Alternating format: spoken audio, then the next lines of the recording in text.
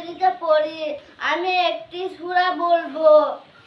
সূরাটির নাম সূরা নাস। আউযু বিল্লাহি মিনাশ শাইতানির রাজিম। বিসমিল্লাহির রহমানির রহিম। কুল আউযু বিরাব্বিন নাস, মালিকিন নাস, ইলাহিন নাস, মিন শাররিল ওয়াসওয়াসিল খান্নাস, আল্লাযী ইউওয়াসওয়িসু ফী সুদুরিন নাস মিনাজ জিন্নাতি ওয়ান